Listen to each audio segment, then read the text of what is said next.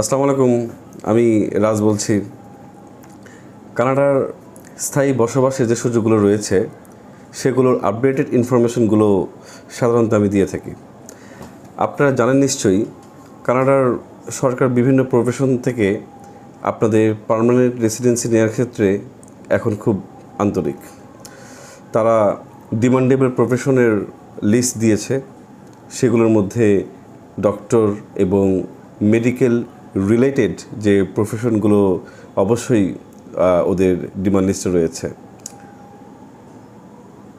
তাই আজকে এই প্রফেশন রিলেটেড কোথায় কোথায় অপরচুনিটি রয়েছে, কী কী রিকোয়ারমেন্ট এগুলো আছে, এই মুহূর্তে আপনারা কোথায় আবেদন করতে পারবেন, আর ভবিষ্যতে স্কোর অথবা ইসিএ হওয়ার পর কোন প্রভিন্সে অ্যাপ্লাই করতে পারবেন, আর সবচেয়ে ইম্পর্টেন্ট ইস্যু হচ্ছে আমি কিভাবে সার্ভিসটা দিয়ে থাকি তার বিস্তারিত আলোচনা করব। যারা এখনও আমার চ্যানেলটি সাবস্ক্রাইব করেন নাই, সবসময় আপডেট ইনফরমেশন পাওয়ার জন্য অবশ্যই সাবস্ক্রাইবে ক্লিক করে রাখবেন, আর ভিডিও শেষে আপনার মন্তব্য অবশ্যই কমেন্ট সেকশনে জানাবেন। ডক্টর হচ্ছে কানাডা মাইগ্রেশন প্রসেসের একটি রেগুলেটেড প্রফেশন হিসেবে পরিচিত। তবে সকল ডক্টর রিলেটেড প্রফেশন যে রেগুলেটেড হবে ব্যাপারটা তেমন না। আমাদের দেশের ম্যাক্সিমাম অ্যাপ্লিকেন্ট আছে এবং এজেন্সি আছে যারা ব্যাপারটা একটু ভুল বুঝে এবং আবেদনকারীদের বুঝাইতে খুব একটা বুঝাতে পারে না। আর যেগুলো রেগুলেটেড, অর্থাৎ যেগুলো লাইসেন্সের ঝামেলা যেগুলো আছে, তাদের যে আমাদের বাংলাদেশ থেকে যে এক্সামে বসতে হবে ব্যাপারটা আসলে এমনও না। শুধু MCC medical council of Canada অধীনে ইসিএটা করতে হয় আপনার সার্টিফিকেট এগুলো সেন্ড করে। আমি ভিডিও শেষে যা যা লিঙ্ক এগুলো সব কিছু দিয়ে দেবো এবং এইটা নিয়ে আমি আরও বিস্তারিত কথা বলবো। ডক্টর বা মেডিকেল অধীনে যে প্রফেশন রয়েছে আর সেগুলোর মধ্যে আপনার জব কোন প্রফেশনটা অধীনে পড়ে সেটার কোড যে নাম্বারটা দেওয়া আছে তার পাশে টাইটেলও দেওয়া আছে, সেটা আপনি নোট করবেন।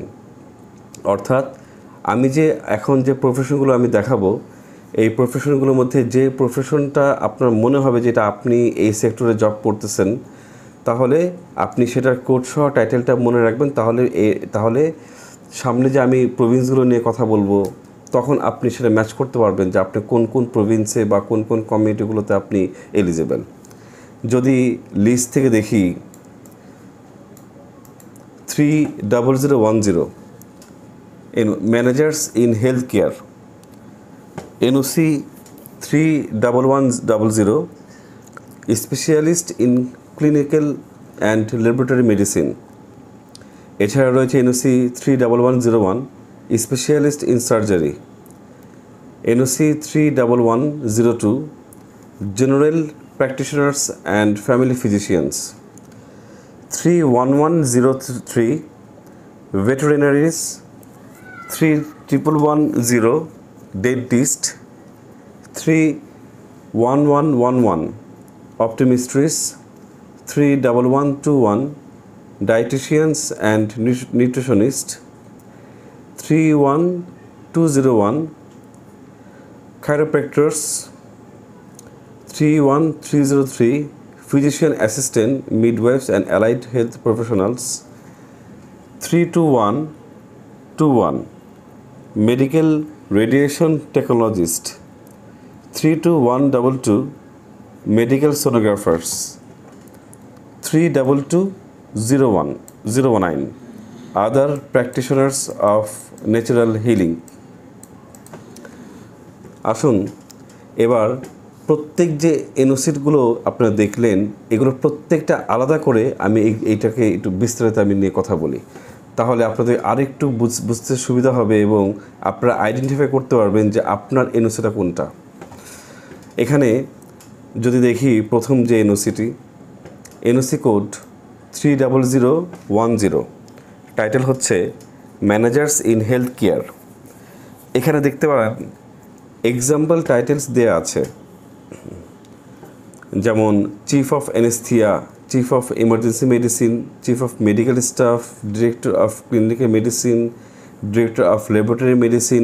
এভাবে এখানে যে টাইটেলগুলো দেওয়া আছে, এগুলোর মধ্যে যদি একটি টাইটেলের মধ্যে আপনি জব করেন বা করতেছেন এখনে, তাহলে আপনি এই এনওসিটা আপনার জন্য পিক করতে পারেন আবেদন করার জন্য। অনেকে একটা এক্সাম্পল বলি যে ধরেন যে আপনি এখানে দেখেন লেখা আছে ডিরেক্টর অফ সার্জারি, তো যিনি ডিরেক্টর অফ সার্জারি হিসেবে কাজ করতেছেন, আপনার এনওসিটা হবে এটাই 30010, ম্যানেজার্স ইন হেলথ কেয়ার। এই এনওসির অধীনে পড়বে আপনার সকল অ্যাপ্লিকেশনগুলো। যদি আপনি এই এক্সাম্পল অধীনে কোনোটাতে কাজ করে থাকেন, তাহলে আপনি ধরে নেবেন যে কানাডার এই যে প্রফেশনগুলো আছে সেই প্রফেশনের অধীনে আপনাকে অ্যাপ্লাই করতে হবে, বাইরে আপনি করতে পারবেন না। আসেন আপনি নেক্সট যে এনওসিটা আছে সেটা দেখি। NOC 31100, specialist in clinical and laboratory medicine. এখানে কিন্তু এক্সাম্পল টাইটেল হিসাবে অনেকগুলো টাইটেল দেওয়া আছে, যেমন অ্যানাটমিক্যাল প্যাথোলজিস্ট দেওয়া আছে, অ্যানেস্থিস্ট দেওয়া আছে, কার্ডিওলজিস্ট, ডার্মেটোলজিস্ট, ডায়াগনস্টিক রেডিওলজিস্ট। এছাড়া যে টাইটেলগুলো আছে এর মধ্যে যদি কোনোটা আপনার প্রফেশনের সাথে ম্যাচ করে, তাহলে এই এনওসিটাই হবে আপনার, যে NOC 31100, specialist in clinical and laboratory medicine. ঠিক এভাবেই আপনি বাকিগুলো একটু দেখেন যদি আপনার কোনোটার সাথে ম্যাচ করে থাকে। নেক্সট হচ্ছে NOC 31101, specialist in surgery. Example title হচ্ছে cardiac surgery, general surgeon, neurosurgeon থেকে শুরু করে অনেকগুলো টাইটেল দেওয়া আছে। আপনারা ম্যাচ করে নেবেন যে কোনটা আপনার সাথে যায়। তারপরে হচ্ছে যে NOC 31102, general practitioners and family physicians. এটারও অনেক এক্সাম্পল রয়েছে, community preventive medicine physician, doctor of medicine, family doctor, general practice physicians ইত্যাদি। যদি এর পরেরগুলো দেখি, এনওসি 31110, সেটা হচ্ছে ডেন্টিস্ট। ডেন্টিস্ট খুব সুপরিচিত আমাদের একটি প্রফেশন। তো ডেন্টিস্টের অধীনে যারা আছেন তারা অবশ্যই আপনারা আবেদন করতে পারবেন। এছাড়া তো অবশ্যই আছে 31103, ভেটেরিনারিয়ান্স আছে। আমার অনেকগুলো প্রোনাউন্সিয়েশনের প্রবলেম হতে পারে, কারণ আমি তো আর এগুলোর অধীনে কোর প্রফেশন। যদি এর পরের এনওসিটা দেখি, এনওসি 31121, ডায়েটিশিয়ানস অ্যান্ড নিউট্রিশনিস্ট। এখানে এক্সাম্পল টাইটেল হিসেবে দেখেন অ্যাডমিনিস্ট্রেটিভ ডায়েটিশিয়ান আছে, ক্লিনিক্যাল ডায়েটিশিয়ান আছেন। অর্থাৎ যারা এই প্রফেশনের অধীনে জব করতেছেন তারা হয়তো এই টাইটেলগুলো দেখে বুঝতে পারবেন যে আপনার এই এনওসি কিনা। এছাড়াও কিন্তু আরও এনওসি রয়েছে। এনওসি 31111, অপটিমিস্ট্রিস্ট। এটা কোন ডিপার্টমেন্ট সেটা আপনার ছবি দেখলে বুঝতে পারবেন। এছাড়া এনওসি 31201, খাইরোপ্র্যাক্টরস, এটাও আছে। সম্ভবত এটা ফিজিওথেরাপি অধীনে পড়ে।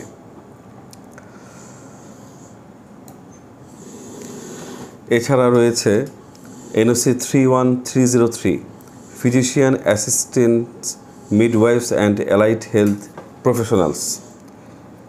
এক্সাম্পল টাইটেলস হচ্ছে chief orthopedist, clinical orthopedist, genetic counsellor সাথে আরও অনেক এক্সাম্পলগুলো রয়েছে। এগুলো আপনারা দেখতে পান। যদি এর মধ্যে অধীনে কোনোটা পড়েন তাহলে আপনি এটা সিলেক্ট করতে পারেন। এছাড়া এনওসি 32121, মেডিকেল রেডিয়েশন আর টেকনোলজিস্ট। এক্সাম্পল টাইটেল অনেক দেওয়া আছে। ভিডিওটা একটু স্টপ করে হয়তো আপনারা দেখে বুঝতে পারবেন যে এই এনওসির অধীনে আপনার প্রফেশন কিনা। এছাড়া রয়েছে এনওসি 32122 মেডিকেল সোনোগ্রাফার্স। এক্সাম্পল টাইটেল হিসাবে যেগুলো আছে একটু কষ্ট করে দেখে নেবেন। NOC 32209 other practitioners of natural healing. এই পাশাপাশি এক্সাম্পল আছে, আপনারা একটু কষ্ট করে একটু দেখে নেবেন। যদি কারো কাছে শুধু এনওসি টাইটেল দেখে কনফিউশন কাজ করে, টেনশনে কিছু নেই। প্রত্যেকটা আলাদা আলাদা যে লিঙ্ক আছে সেগুলো আপনার ডেসক্রিপশন এবং কমেন্ট অপশনে অবশ্যই পাবেন। এই পর্যন্ত যে এনওসি নিয়ে কথা বললাম, কোনোটার সাথে যদি আপনার জবের সাথে ম্যাচ করে তাহলে অবশ্যই আপনি সেটা আপনি পিআরের ক্ষেত্রে আপনি এটা মেনশন করে আপনি অ্যাপ্লাইগুলো করতে পারবেন। এবার এক নজরে দেখে নেই আপনি কানাডার কোন কোন প্রভিন্স বা প্রোগ্রাম অথবা কমিউনিটিগুলোতে অ্যাপ্লাই করতে পারবেন, তার বিস্তারিত নিয়ে কথা বলবো। সর্বপ্রথম রয়েছে এক্সপ্রেস এন্ট্রি। আমরা সবাই জানি যে এক্সপ্রেস এন্ট্রিতে আবেদন করলে এখানে এনওসি যে এনওসির লম্বা অনেক লিস্ট আছে। এখানে টিয়ার 0, 1, 2, 3 ক্যাটাগরির মধ্যে অনেকগুলো রয়েছে, এগুলো সবই আমি দিয়ে দেবো, কোনো প্রবলেম নেই। সেই হিসেবে সকল যে এনওসি আছে সেগুলোর অধীনে আপনারা অ্যাপ্লাই করতে পারবেন। এখানে ইমেজে আপনারা একটু খেয়াল করে দেখেন, এক্সপ্রেস এন্ট্রির যে অধীনে ডক্টর অথবা মেডিকেল রিলেটেড যে এনওসিগুলো আছে এই লিস্টে এর অধীনে সবাই আবেদন করতে পারবেন। এছাড়া যদি আমি নেক্সট প্রভিন্সে কথা বলি, সাসক্যাচুয়ান প্রভিন্স, যাকে আমরা শর্টে এসএনপি বলি, খুব পপুলার একটি প্রভিন্স। এসএনপি যেহেতু একটি পিএনপি প্রোগ্রাম, এদের নিজস্ব অবশ্যই ডিমান্ড লিস্ট আছে, তবে কয়েকটি ডক্টর প্রফেশন লিস্ট এদের ডিমান্ডে আছে। এর মধ্যে আপনার যেমন 31201, ক্যারাপ্যাক্টরস 31202, এরকম করে এই যে লিস্টগুলো যেগুলো দেওয়া আছে সেগুলোই হচ্ছে সেগুলো থেকে আপনারা সাসক্যাচুয়ান প্রভিন্সে অ্যাপ্লাই করতে পারবেন। এছাড়া আসি ম্যানিটোবা হচ্ছে এটাও একটি পিএনপি প্রোগ্রাম, এদেরও নিজস্ব ডিমান্ড লিস্ট আছে। দেখি ম্যানিটোবা প্রভিন্সে কোন কোন ডক্টর এবং মেডিকেল রিলেটেড প্রফেশনাল ডিমান্ড আছে। এখানে যে লিস্ট দেওয়া আছে মোটামুটি 5 থেকে 6টি যে এনওসি রয়েছে। এর মধ্যে যদি আপনি কোনো এনওসির অধীনে পড়েন তাহলে অবশ্যই আপনি ম্যানিটোবা প্রভিন্সে অ্যাপ্লাই করতে পারবেন। নেক্সট প্রভিন্স হচ্ছে আলবার্টা সবসময় ওপেন ছিল, এখনও আছে, এবং এখন একটু অপরচুনিটি একটু বেশি আছে আলবার্টাতে। রিজনটা হচ্ছে যে তারা প্রথমে অ্যাপ্লাই করার জন্য আগে এক্সপ্রেস এন্ট্রিতে অ্যাপ্লাই হতো, এখন সরাসরি ইওআই সাবমিট করা যায় আলবার্টা প্রভিন্সে। তো সেই হিসাবে এক্সপ্রেস এন্ট্রিতে যে প্রফেশনগুলো এলিজিবল, অবশ্যই তাহলে আলবার্টাগুলোতেও আপনারা এলিজিবল হয়ে যাবেন। এই দেখেন লম্বা একটি লিস্ট, এই এনওসিগুলোর অধীনে যে কেউ আলবার্টা প্রভিন্সে অ্যাপ্লাই করতে পারবে। যদি প্রিন্স এডওয়ার্ড আইল্যান্ডের বিষয়ে আসি, এটাও একটি প্রভিন্স কানাডার। এই পিআই একটি পিএনপি প্রোগ্রাম হওয়া সত্ত্বেও এটার ফার্স্ট রিকোয়ারমেন্ট হচ্ছে এক্সপ্রেস এন্ট্রি প্রোফাইল থাকা লাগবে।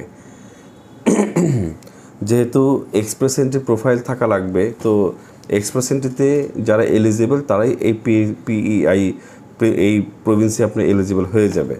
সেই হিসাবে এই যে দেখেন লিস্টে যে লম্বা এনওসি প্রফেশন লিস্ট দেওয়া আছে, এই অধীনে যারা যারা আছেন আপনারা সবাই এই প্রভিন্সে অ্যাপ্লাই করতে পারবেন।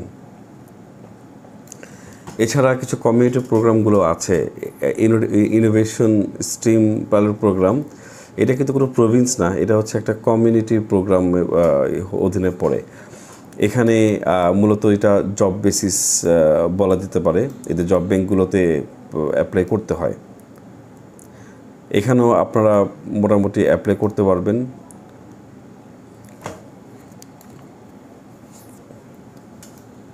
এছাড়া দেখতে পারতেছেন rural and northern immigration pilot programme.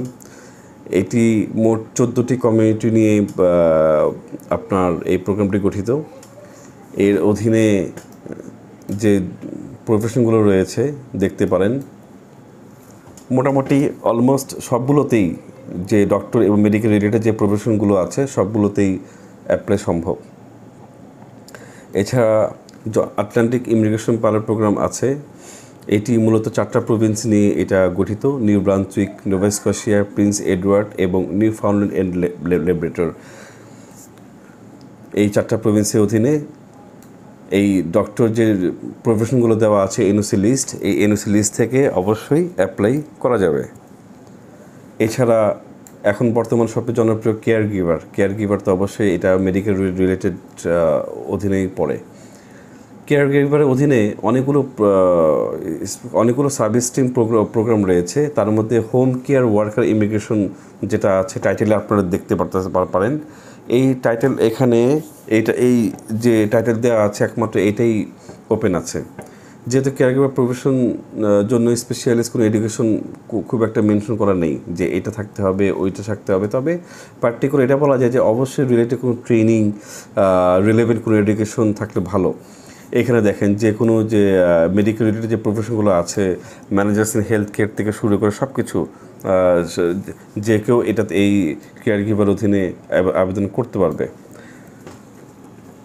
সুতরাং উল্লেখিত ডক্টর প্রফেশনগুলোর মধ্যে আপনি যদি কোনো একটির অধীনে হন, যে লিস্টগুলো দেওয়া আছে এনওসি, তাহলে আপনি বুঝে নিন যে আপনার মোটামুটি এখন পিআরএ অ্যাপ্লাই করার আপনি এলিজিবল হয়ে গেছেন। এবং এগুলো কোথাও অ্যাপ্লাই করতে কোনো অ্যাপ্লিকেশন ফিস দরকার হয় না। এটা সবসময় মাথায় রাখবেন যে কোথাও অ্যাপ্লাই করতে কোনো অ্যাপ্লিকেশন ফিস নেই, অ্যাপ্লাই করা একেবারে ফ্রি। যে যতগুলো প্রোগ্রামে বা যে যতগুলো প্রভিন্সে এলিজিবল হবেন সবগুলোতেই আপনারা আবেদন করতে পারেন। এবার আসি সবচেয়ে ইম্পর্ট্যান্ট ইস্যু, যেটা নিয়ে ম্যাক্সিমাম অ্যাপ্লিকেন্ট অথবা এজেন্সিগুলো কনফিউশনে থাকে, সেটা হচ্ছে আপনি কোথা থেকে ইসিএ করাবেন, অর্থাৎ আপনার ডিগ্রি সার্টিফিকেট কোথা থেকে এডুকেশনাল সার্টিফিকেট অ্যাসেসমেন্ট করাতে পারেন। খেয়াল রাখবেন, যদি আপনি মেন অ্যাপ্লিকেন্ট হন, আপনি আপনার এনওসি যদি 31101 স্পেশালিস্ট ইন সার্জারি এবং NOC 31102 general practitioners and family physicians, এই দুটির অধীনে যদি হয় তাহলে আপনার ইসিএ করতে হবে এমসিসি থেকে। এমসিসি অর্থাৎ medical council of Canada.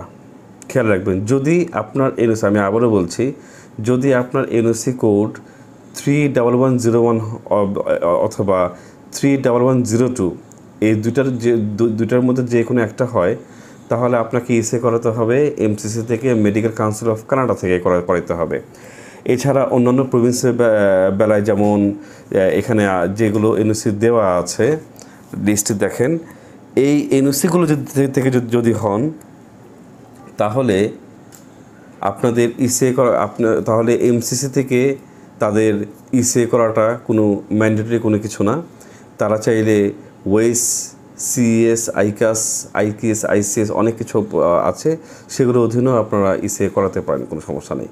R doctor হিসেবে যদি আপনি স্পাউস হিসেবে থাকেন, যে আপনি স্পাউস, আপনার মেন অ্যাপ্লিকেন্ট হচ্ছে যে সাপোজ টু সে ইঞ্জিনিয়ার, আর আপনি হচ্ছে স্পাউস হিসেবে আপনি ডক্টর, তাই স্পাউস হিসেবে আসলে কোনো ম্যান্ডেটরি কোনো কিছু নাই যে এমসিসিতে করাতে হবে না ওয়েস থেকে করতে হবে, এখানে কোনো ম্যান্ডেটরি কোনো কিছু নাই। তবে একটা জিনিস খেয়াল রাখবেন, যারা এমসিসি থেকে কমপ্লিট করে তাদের ইকুইভ্যালেন্সি আসে মাস্টার্স ডিগ্রি সমমান, আর যারা ওয়েস এবং আপনার আইকাস বলেন এগুলো থেকে যারা করে তারা ব্যাচেলার ডিগ্রি সমমান পেয়ে থাকে আর কি। এবার আপনাদের প্রশ্ন থাকতে পারে, আমি কিভাবে আপনাদের প্রসেস করি। প্রথমত এলিজিবিলিটি আপনাদের দেখতে হয়। এর জন্য যারা আমাকে নক দেয় ইনবক্সে, আমি তাদেরকে তাদের last education, work experience, age, এগুলো ইনফরমেশনগুলো আমি নিই। নেওয়ার পরে ওদেরকে একটা প্রসেস একটা প্ল্যান দিয়ে দিই যে আপনি এই প্রভিন্সে এলিজিবল, এই মুহূর্তে এখানে অ্যাপ্লাই করতে পারবেন, এবং যা বাকি যে রিকোয়ারমেন্টগুলো আছে সেগুলো আপনি দিতে পারবেন, পরবর্তীতে সেগুলোতে অ্যাপ্লাই করতে পারবেন। তো সব কিছু প্ল্যান দেওয়ার পরে যখন কেউ এগ্রি করে যে হ্যাঁ সে যদি প্রসেস আমাকে দিয়ে করায় অথবা সে নিজে করে তো ভালো, আমি তো লিঙ্কগুলো সব কিছু তো এমনিতেই দিয়ে দিই প্রস্তুতের সাথে। যদি আমাকে দিয়ে কেউ করে তখন আমি ওনার থেকে কিছু ডকুমেন্ট নিই, যেমন সিভিটা। ইনিশিয়াল লেভেলে সিভিটা হচ্ছে খুব ইম্পর্টেন্ট। ফার্স্ট স্টেজ অ্যাপ্লাই ক্ষেত্রে সিভিটা খুব প্রয়োজন আছে। ইনোভেশন স্ট্রিম পাইলট প্রোগ্রাম যেগুলো রয়েছে, রুরাল রয়েছে, আটলান্টিক পাইলট প্রোগ্রাম রয়েছে, এগুলো কিন্তু প্রথমে অ্যাপ্লাইয়ের সময় কিন্তু আপনাকে আইএলস অথবা আপনার ইসি এগুলো কিন্তু দরকার হচ্ছে না।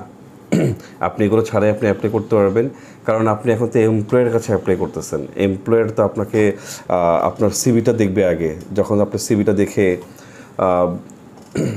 যখন আপনাকে সিলেক্ট করার মতো পজিশনে যাবে, তারপরে হচ্ছে যে আপনাকে যথেষ্ট সময় দেওয়া হবে ফার্দার যে ফর্মালিটিগুলো সেগুলো করার। তো আমি আবারও বলছি, ফার্স্ট স্টেজে এখানে অ্যাপ্লাই করার কারণ হচ্ছে যে এগুলোতে প্রথমে অ্যাপ্লাই টাইমে কোনো আপনার আইএলস অথবা ইসিএ কোনো কিছু দরকার হচ্ছে না। তবে এর মানে এটা না যে কখনোই লাগবে না। যদি রেসপন্স ভালো পান তখন আপনি যথেষ্ট সময় পাবেন আদার্স ফর্মালিটিসগুলো শেষ করার। আপনি যদি মনে করেন স্টাডি প্রসেস অথবা ভিজিট ভিসা প্রসেসের মতো আপনাকে সব কিছু রেডি করে তারপর পার্মানেন্ট রেসিডেন্সি অ্যাপ্লাই করতে হবে, আসলে ব্যাপারটা এরকম না। এটাও লং টার্মের প্রসেস, 1 বছরের প্রসেস। তো প্রথমে শুরু করতে হয়, তারপর 3-4 মাস টাইম নিয়ে আপনাকে আইএলসটা প্র্যাকটিস করতে পারেন, পাশাপাশি ইসিএটা করতে পারেন। ফার্স্ট স্টেজে অ্যাপ্লাই হচ্ছে অনলি সিভি। অনলি সিভিটা নিয়ে তখন আমি ইনোভেশন স্ট্রিম পাইলট প্রোগ্রামে আবেদন করি। রুরাল এবং নর্দার্ন ইমিগ্রেশন প্রোগ্রাম আছে, আটলান্টিক ইমিগ্রেশন প্রোগ্রাম আছে, কেয়ার গিভার আছে, প্রিন্স এডওয়ার্ড। এগুলোতে কিন্তু প্রথমেই আপনার যে আইএলস লাগবে বা ইসি লাগবে ব্যাপারটা এরকম কিছু না।